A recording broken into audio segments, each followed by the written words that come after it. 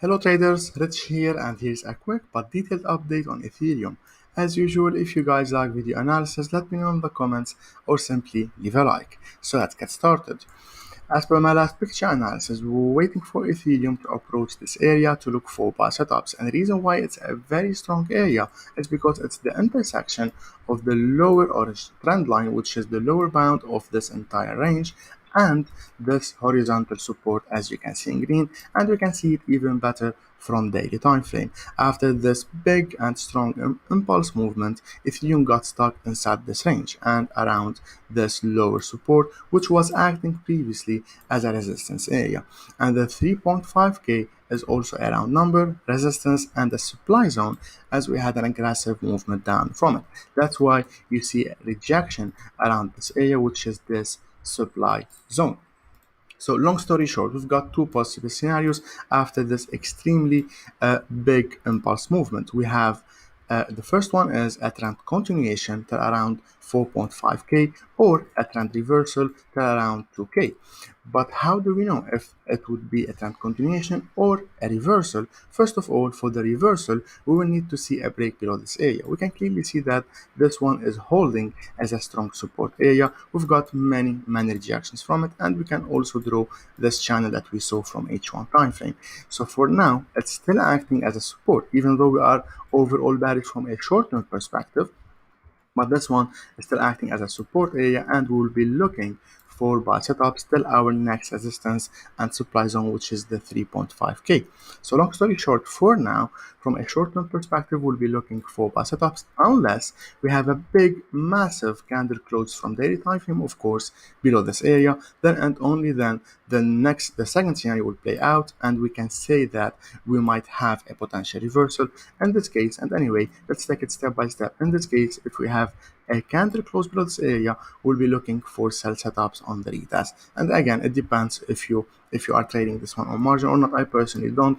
I just buy and hold. I like to trade it. I don't like to trade it. So that's what we know from daily time frame. If we zoom into H1 again, we can see that this is where we are looking for buy setups for now, unless we have an aggressive movement downward, as I showed you previously. So now we are looking for buy setups. If we zoom into M30 time frame, we can see that we've got a channel forming, right? And the upper channel is not valid yet, so we're waiting for price to form a third swing around it and then to consider it valid. Then and only then we will enter a buy after a momentum candle close above it. And I'm not predicting that this will happen, right? It's just what I would like to see, so that the rules as per my trading style would be met, and then I'll be taking action, right? So now it's approaching this lower support area, and of course the price can like form new swings like this and then a new one like this. In this case, this one would become the trigger swing and will be entering a buy on break upward, which is even better, providing us with a better entry with a lower rate. But I will keep it like this for now. But for those who watch the video, know what I'm looking for, right? And as usual, I'll be highlighting this as our trigger, and we are looking for buy setups in the first place because we've got this daily support, right? Oof, we missed the U. That's it, right? So we are looking for buy setups, and this is what I'm waiting for on Ethereum. Before we continue, I want to tell you about Midrex. Midrex is one of the world's leading algo trading platforms. It has more than 30k registered users from 90 different countries, with over 2 billion total traded volume on the platform. It's very simple. When you log into your account, you go to Invest, Algo, and you've got over 300 different strategies to choose from. And you can also filter it through these features: top score, popular, and so on. You can click on them on any algo and you check the expected return, number of investors, and so on. So you click on it and check all the details to decide if it suits your risk appetite, personality, expectations, and so on. You can even build your own algo and monetize it to attract investors. But we'll talk about this in the next video. If you don't have an account yet, make sure to create one using the links in the description below to get $25 sign-up bonus. And let's continue. As we clearly see, gold has been overall bearish for a while, making low lows and lower highs. We've got a big impulse movement push price to the downside, small correction, big impulse, and now we have an aggressive correction. So we've got two possible scenarios from here, either a trend continuation from a short-term perspective or a trend continuation from a long-term perspective. In this case, we'll be looking for sell setups around this area. But how do we know if we would have a bullish movement or a bearish movement at around 1700?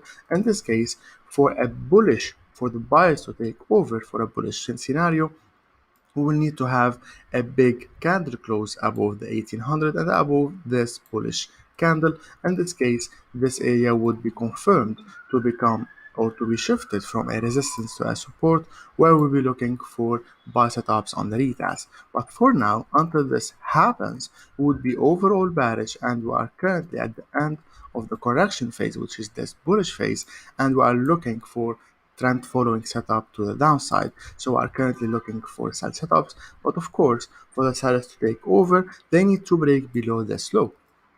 Anyway, let's zoom into lower time frames. If we go to an 30 time frame, we can see that the price was making higher highs and higher lows, so the trend was clearly bullish. Then here, price got stuck inside this range, and we had this aggressive movement upward, and then the price got stuck below the 1800 again.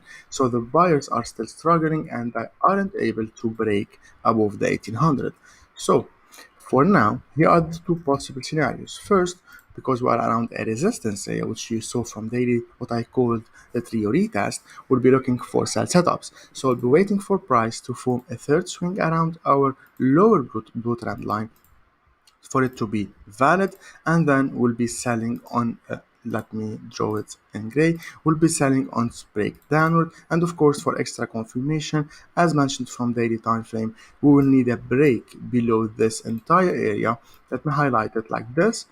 Okay, so for extra confirmation, we will not sell here. We'll be waiting for price or gold to break below this area for extra confirmation, and it would be like a non-typical head and shoulders pattern. So here we've got the head, we've got this entire left shoulder, and maybe the price will get stuck around here, forming this big right shoulder.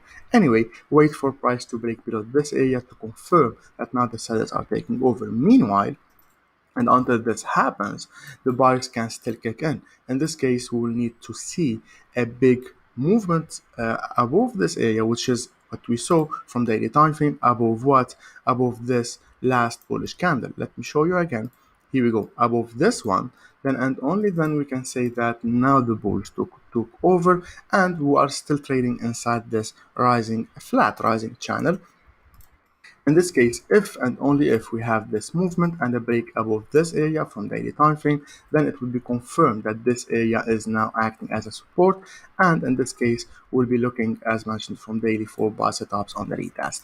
That's it for gold. We've got two possible scenarios, either this one or, as mentioned now, a break above this one. Then we'll be looking for buy setups on the retest.